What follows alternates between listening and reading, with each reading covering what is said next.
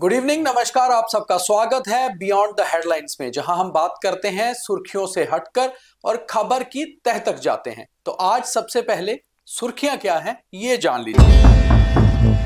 प्रयागराज में महाकुंभ में हुई भगदड़ को लेकर लेफ्टिनेंट गवर्नर मनोज सिन्हा का ट्वीट। उन्होंने कहा, घायलों के साथ मेरी पूरी संवेदना। अभी तक आ रही खबर में घायलों में जम्मू कश्मीर का कोई भी नागरिक नहीं, जो जम्मू कश्मीर के लिए फिलहाल राहत भरी खबर। सुप्रीम कोर्ट का बड़ा फैसला, पीजी मेडिकल एडमिशंस में डोमिसाइल हटाए जाएंगे। पीपल्स कॉन्फ्रेंस और अपनी पार्टी ने कहा, स्टेटहुड को लेकर मिलकर करेंगे संघर्ष। डीजीपी जम्मू कश्मीर नलिन प्रभात ने किया कठुआ का दौरा। आतंकवाद ग्रस्त इलाकों में जाकर जवानों का मनोबल बढ़ाया। और जम्मू कश्मीर में फिर बदल सकता है मौसम का मिजाज। 30 और 31 जनवरी को बारिश और बर्फबारी का अंदेशा। मेरे साथ हैं मेरे सहयोगी पवन शर्मा और अब बात करते हैं खबरों की विस्तार से। सबसे पहले आज सुबह उठते ही एक चिंताजनक खबर आई, और खबर आई प्रयागराज से, जहां महाकुंभ हो रहा है। रात को भगदड़ मच गई और भगदड़ में कई लोग घायल हो गए। घायलों को लेकर जाहिर सी बात है कि चिंता हर जगह थी। ऐसे में जम्मू कश्मीर के लेफ्टिनेंट गवर्नर मनोज सिन्हा ने भी एक ट्वीट किया और एक्स पर उन्होंने लिखा कि सभी घायलों और मरने वालों के परिवारों से मेरी संवेदना है और मैं ये चाहता हूं कि सभी घायल जल्दी से स्वस्थ हो जाएं। वहीं दूसरी ओर एक और खबर अच्छी आई कि जम्मू कश्मीर से फिलहाल कोई भी नागरिक घायलों में नहीं है। जम्मू कश्मीर से भी हालांकि बड़ी संख्या में लोग प्रयागराज में पहुंचे हुए हैं। तो पवन जी, जम्मू कश्मीर के लिए तो अच्छी खबर, मगर कुल मिलाकर चिंता की बात कि भगदड़ में काफी सारे लोग घायल हुए हैं। देखिए, जितनी संख्या में लोग वहां पर पहुंचे थे और वहां पर जो भगदड़ हुई है, इसमें कोई शक नहीं कि घायल भी हुए हैं लोग, कुछ लोगों की मौत भी हुई है। फिर भी कुंभ एडमिनिस्ट्रेशन को उनकी सराहना करनी होगी कि इतनी बड़ी दुनिया, जितना अगर कहा जाए तो 2-3 देशों की दुनिया एक जगह पे इकट्ठी थी। और भगदड़ का मतलब आप समझ सकते हैं कि जब भगदड़ होती है जी, तो फिर बहुत ज्यादा लोगों की कैजुअल्टी हो सकती थी। लेकिन एडमिनिस्ट्रेशन और वहां पर जो अखाड़े थे, उन लोगों का तालमेल था कि समय रहते उन इलाकों को सील कर दिया गया जहां पर ज्यादा भीड़ थी।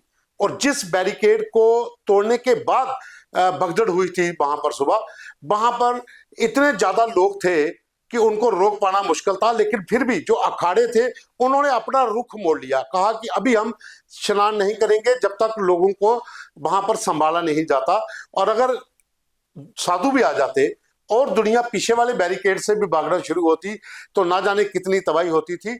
इसमें कोई शक नहीं है कि जो वहां पर जिन लोगों की मौत हुई है, जहां लोग घायल हैं, उनके प्रति हर व्यक्ति जो है वो संवेदना व्यक्त कर रहा है और करनी भी चाहिए। लेकिन यहाँ पर तारीफ ही करनी होगी कुंभ एडमिनिस्ट्रेशन, वहां पर जो लोग थे उनकी, और जो संगठन वहां पर काम कर रहे हैं उनके तालमेल की। जम्मू से कोई नागरिक नहीं है, लेकिन जहां से बहुत से लोग गए हुए हैं, हमने कई लोगों से फोन पे बात की है, कुछ जर्नलिस्ट भी गए हुए हैं, कुछ परिवार भी गए हुए हैं, हमने सब लोगों से बात की है और हर किसी ने यही कहा है कि एडमिनिस्ट्रेशन का बहुत बढ़िया वहां पर अरेंजमेंट था।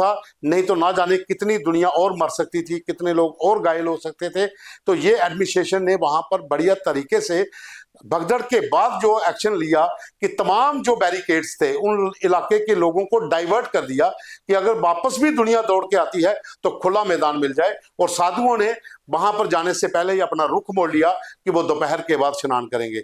तो ये एक तालमेल था। फिर भी जो मौतें हुई हैं, जो लोग घायल हो गए हैं, उसके प्रति उपराज्यपाल हों या तमाम जो देश भर में नेता हैं, जो आम लोग हैं, वो अपनी संवेदना व्यक्त कर रहे हैं। हम भी अपनी संवेदना व्यक्त करते हैं, लेकिन तारीफ भी करेंगे एडमिनिस्ट्रेशन की, जिन्होंने इतनी दुनिया के बीच में इस मौके को संभाल लिया। बहुत अच्छी बात यह रही कि जो ब्रह्म मुहूर्त में साधु समाज का स्नान होना था उसे दोपहर के करीब किया गया और उस समय तक काफी सारी भीड़ जो है उसको संयोजित कर लिया गया। और वही कहा जाता है कि आग, पानी और भगदड़, इस पे काबू पाना बहुत मुश्किल होता है, मगर काबिले तारीफ मेला प्रशासन रहा जिन्होंने कुल मिलाकर काबू पाया। फिर भी जो लोग घायल हुए उनके लिए हमारी भी संवेदना है और उम्मीद यही है और आशा भी करते हैं कि जल्द स्वस्थ होकर वापस अपने घरों को लौटेंगे। सुप्रीम कोर्ट का आज एक बड़ा फैसला आया जम्मू कश्मीर को लेकर। पीजी मेडिकल एडमिशन में डोमिसाइल बेस्ड आरक्षण हटाए जाएंगे। पवन जी कैसे देखते हैं? देखिए, इसमें एक चीज है, इसमें थोड़ा सा कंफ्यूजन अभी भी बना हुआ है। क्या डोमिसाइल्स जिनके पास हैं अगर उनके हटाए जाते हैं, इट मीन्स कि एएलसी, आईवी, पहाड़ी स्टेटस या फिर ईडब्ल्यूएस? मुझे लगता है कि इसमें शायद ईडब्ल्यूएस का कोटा नहीं होगा। 3 लोगों का तो कंफर्म हो जाता है, एएलसी, आईवी और साथ में पहाड़ी स्टेटस, क्योंकि ये एक जनरल वो आ जाएगा। इसमें जो एक्स्ट्रा जोड़े गए थे लोग डोमिसाइल के पास जरिए जिनके पास वो आरक्षण था, वो अब सुप्रीम कोर्ट ने खत्म कर दिया है। तो ये कहीं ना कहीं उन लोगों के लिए भी फायदा हो जाएगा जो ओपन मैरिट के लोग थे, जो लड़ाई में काफी पीछे रह जाते थे परसेंटेज में, अब उनको मौका मिलेगा थोड़ा आगे आने का।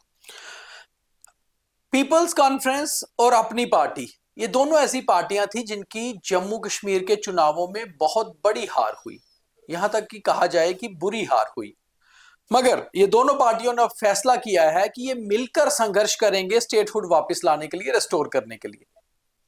देखिए, दोनों पार्टियां पहले एक छत्रछाया में थी, दोनों पार्टियों ने चुनाव भी लड़े। अगर कहा जाए तो दोनों पार्टियां भाजपा के करीबी भी रही जी। स्टेटहुड की मांग पहले भी थी, दूसरी पार्टियां भी कर रही हैं, भाजपा भी कह रही है कि हम स्टेटहुड देंगे। तो अब लड़ाई किस बात की लड़नी है? जब कहा है केंद्र सरकार ने, उमर साहब भी तो यही कह रहे हैं कि पीएम साहब ने कहा है कि मैं जो वादा करता हूं वो पूरा करता हूं। इट मीन्स कि क्लियर मैसेज है कि देनी तो है, तो लड़ाई किस बात की है? आप संघर्ष कर रहे हैं तो बाकी वाले भी जैसे कर रहे हैं आप भी कर रहे हैं, लेकिन ये है कि आप दोनों पहले अलग अलग दिशा में चल रहे थे, आप इकट्ठे हो जाओगे। तो अब देखना होगा कि ये लड़ाई स्टेटहुड वापस लाने की है या फिर अपना वर्चस्व बचाने की। बिल्कुल, तो अपना वर्चस्व बनाने की है। तो राजौरी पुलिस ने आज राजौरी में कई जगह छापेमारी की। ये छापेमारी एनआईए के एक एफआईआर थी, एफआईआर नंबर 247 उसमें की गई, जिसमें कि आतंक के खिलाफ कई मामले दर्ज थे और कई जगह छापेमारी की गई, कई सारी चीजों को सीज भी किया गया। दीपक, राजौरी पुंछ के भीतर ओवरग्राउंड वर्करों का एक बहुत बड़ा नेटवर्क काम कर रहा था। उसके ऊपर कई मामले दर्ज हुए हैं जो सेना की काफिलों पर अटैक हुए थे, खास करके बटादूरिया में या फिर राजौरी के केसरी हिल में। इन तमाम जो हमले थे इनके पीछे ओवरग्राउंड वर्करों का नेटवर्क का हाथ निकला था और उसके बाद ये एक ओपन एफआईआर लगाई गई थी। फिर कुछ लोगों को नामजद किया गया था। जिन लोगों के नाम आए थे उन लोगों के ऊपर पहले भी छापेमारी हो चुकी है, लेकिन कुछ नए नाम और जोड़े गए थे जिनको इनकी सपोर्ट मिली थी, जो ग्रुप के अंदर काम करने वाले लोग थे, जिनको पूछताछ के लिए हिरासत में लिया गया था। अभी भी कई लोगों से पूछताछ चल रही है, बहुत से लोग अभी भी रडार पर हैं, कुछ लोग फरार हैं। तो उनके संदर्भ में जो छापेमारी की गई है, बहुत सी सामान बरामद हुआ है और जो जानकारी मिल रही है कि राजौरी से कम 3-4 किलोमीटर दूर जो गांव है पहाड़ी इलाके में सटे हुए, वहां से कुछ इलेक्ट्रॉनिक डिवाइसेस भी बरामद की गई हैं। तो आतंक के खिलाफ पुलिस का ये प्रहार जारी रहेगा और लगातार छापेमारियां आने वाले दिनों में भी होती रहेंगी। वहीं जम्मू कश्मीर पुलिस के चीफ डीजीपी नलिन प्रभात ने आज कठुआ का दौरा किया। उनके साथ एडीजीपी जम्मू जोन और डीआईजी जेकेएस रेंज भी थे। खास तौर पे डीजीपी उन पुलिस पोस्टों पर गए जहां पर लगातार सर्च ऑपरेशन चल रहा है। कुछ दिन पहले वहां पर कुछ आतंकी जो है ट्रेस हुए थे, मगर डीजीपी पहुंचे थे बेसिकली अपने जवानों का हौसला बढ़ाने और लगातार अब वो आने वाले दिनों में दूर दराज इलाके के दौरे करते रहेंगे। देखिए, डीजीपी नलिन प्रभात पिछले 3-4 दिन से एक्टिव मोड में है।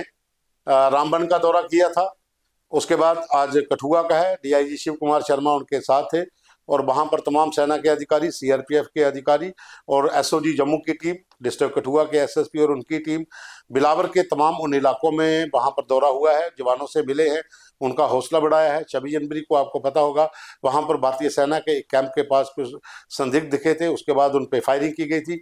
सर्च ऑपरेशन अभी भी चल रहा है। तमाम जो बिलावर के ऊपर का इलाका है, मगोता का इलाका, देहोता का इलाका या फिर कठुआ के ऊपर बिलावर मछेड़ी का बनी के साथ जो इलाका लगता है, जो सीधा भद्रवाह और डोडा से टच होता है, इन इलाकों में अभी भी सर्च ऑपरेशन चल रहा है। और जब पुलिस के चीफ वहां पहुंचते हैं, तमाम अधिकारियों के साथ बैठक होती है, जवानों के साथ मुलाकात होती है, उनका भी हौसला बढ़ता है और डीजीपी वैसे भी ऑपरेशनल डीजीपी हैं और काफी समय के बाद अब एक्शन मोड में आए हैं, लगातार दौरे हो रहे हैं। तो ऐसा होना भी चाहिए उन इलाकों में जहां पर पुलिस पोस्टें हैं और वो मिलिटेंसी के इलाकों के अंदर सर्च ऑपरेशन पे जवान डटे हुए हैं, तो उनका हौसला बढ़ाना एक अच्छा संकेत भी है। हालांकि पिछले कुछ दिनों का मौसम ये कह रहा था कि मानो सर्दी खत्म हो गई हो, मगर मौसम विभाग के एक्सपर्ट सोनम लोटस ने कहा है कि 30 और 31 जनवरी को जम्मू कश्मीर के कई भागों में बारिश और ऊपरी इलाकों में बर्फबारी हो सकती है, जिससे कहीं ना कहीं सर्दी वापस लौटेगी, जो कि एक अच्छे संकेत भी हैं क्योंकि अभी सर्दी के